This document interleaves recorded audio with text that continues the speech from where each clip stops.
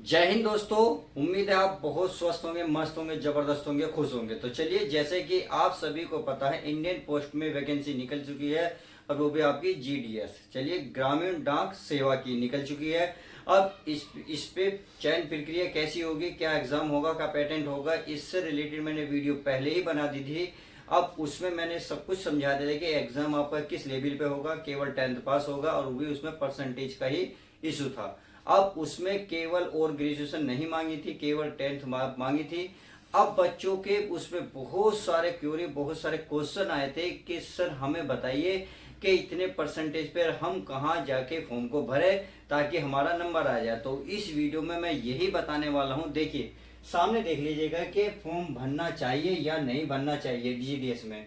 तो मैं इसी में यही बताऊंगा कि आप जब हाई स्कूल की 10th के परसेंटेज पर फॉर्म भरोगे तो देखिए, इसमें क्योंकि एग्जाम भी कोई होना नहीं है, आपका सीधा सीधा मेरिट बेस पर आपका नंबर आ जाएगा। तो फॉर्म तो भर देंगे, भरना ही है। अब कहाँ से कितने परसेंटेज पे आप भरोगे इस फॉर्म को, ये मैं आपको इस वीडियो में बताऊंगा। तो चलिए एक एक हम ध्यान से समझते हैं एक एक पॉइंट को। तो सबसे पहले आप जान ले, देखिए अगर पोस्ट की बात करूं तो आप सभी को पता होगा कि मैं इस वीडियो में बता चुका हूं पहले ही, 44/22/8 यानी कि 44,228 पोस्ट निकली हुई हैं। अगर 2-3 साल के मुकाबले पिछले में देखा जाए तो बहुत सारी पोस्ट निकली हुई हैं, बहुत परसेंटेज में बढ़ी हैं।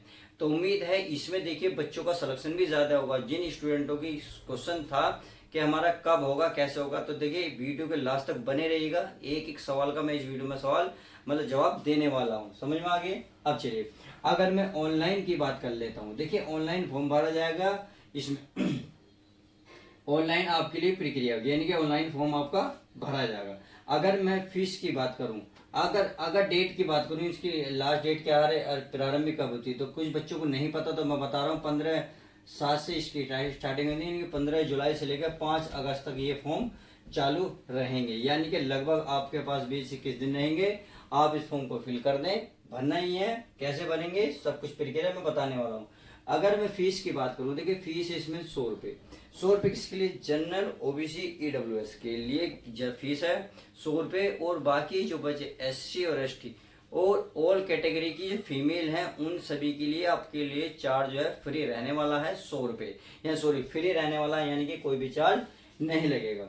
अगर मैं एज लिमिट की बात करूं तो एज लिमिट में 18 से लेकर 40 तक है, ये केवल जनरल वालों के लिए की है मैंने। अगर मैं ओबीसी वालों की बात करूं तो ओबीसी वाले 40 से अगर 43 साल के बीच के हैं तो उस फॉर्म को फिल कर सकते हैं। अगर एसटी और एसटी की जो कास्ट होती है उनकी बात करूं तो उनके लिए जो टाइम मतलब एज लिमिट रहती है उनके लिए 18 से 45 साल रहती है। आप इस फॉर्म को अगर 18 से 45 साल के बीच के हैं तो फॉर्म को फिल कर सकते हैं। उम्मीद है एज लिमिट तो समझ में आई होगी। चलिए, अगर मैं क्वालिफिकेशन की बात करूं तो ये क्वालिफिकेशन भी समझा देता हूं। देखिए 10th में आपको केवल 10th करनी है, केवल 10th पास होना चाहिए। क्या 10th अगर पास है तो भाई बस एक कंडीशन इसमें गई है, आपने कोई से भी बोर्ड से, कोई से भी स्टेट से आपने हाई स्कूल करी है, चाहे सीबीएसई बोर्ड से करी हो, यूपी बोर्ड से करी हो, चाहे हरियाणा बोर्ड से करी हो, बिहार बोर्ड से करी हो, राजस्थान बोर्ड से करी हो, मतलब इसमें कोई डजन मैटर आपने कहाँ से करी, कोई फर्क नहीं पड़ता। केवल 10वीं और 10वीं के साथ साथ आपको 2 चीज सब्जेक्ट होने अनिवार्य हैं, एक तो गणित और अंग्रेजी, 2 चीज होने जरूरी है। इतनी बात आयोग समझ में आ गई होगी। अगर मैं अब इसकी क्वालिफिकेशन में दूसरी चीज बात करूं तो इसमें आपको साइकिल चलानी आनी चाहिए। देखिए आज के जमाने में साइकिल कौन नहीं जानता, साइकिल तो लगभग सभी जानते क्या, अब तो लगभग सब मोटरसाइकिल चलाते हैं। तो मोटरसाइकिल जब सब पे आती है तो साइकिल तो चलानी आती ही होगी। क्लियर है। चलिए, आप साइकिल चलाने सीख गए।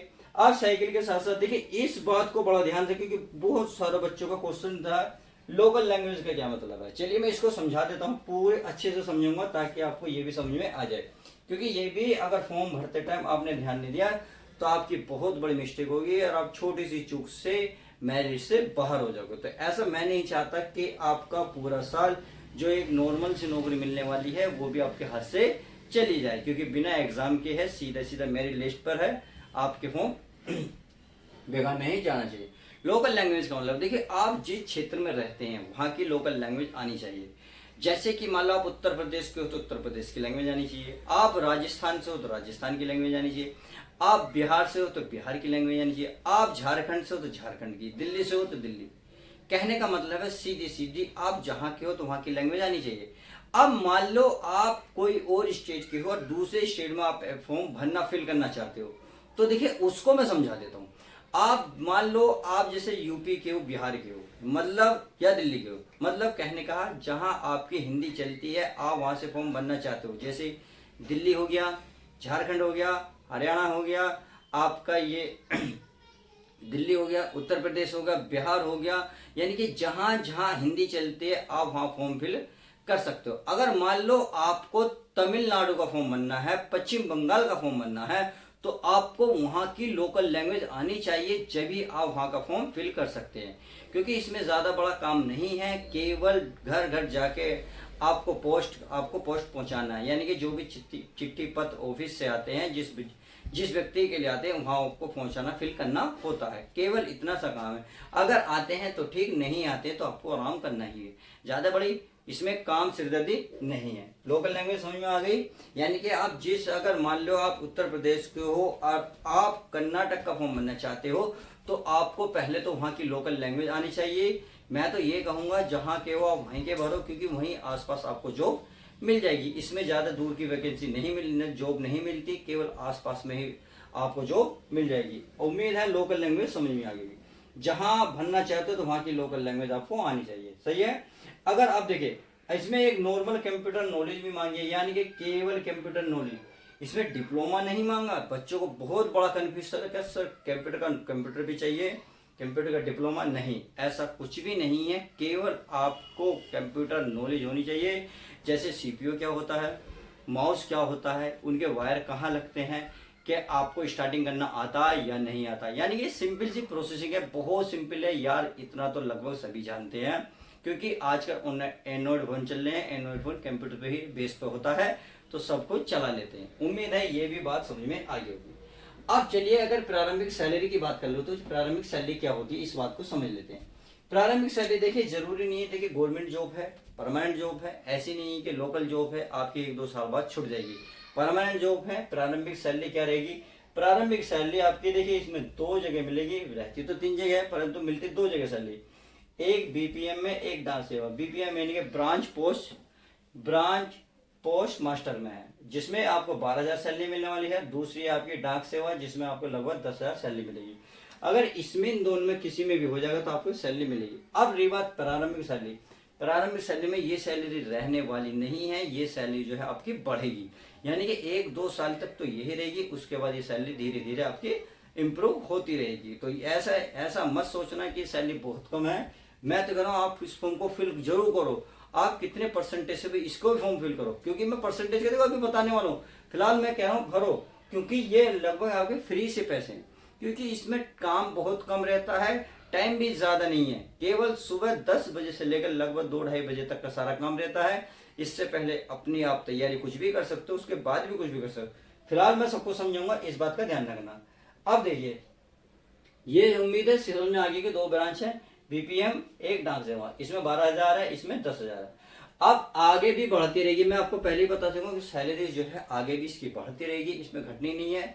गवर्नमेंट जॉब है, 10,000 12,000 यानी कि लगभग 24,000 के समथिंग बैठेगी, 23-24 के आसपास। तो आपकी सैलरी धीरे धीरे क्या होगी, इंप्रूव होती रहेगी। कैसे होगी, देखिए इसमें बहुत सारे अंदर विभाग होते हैं।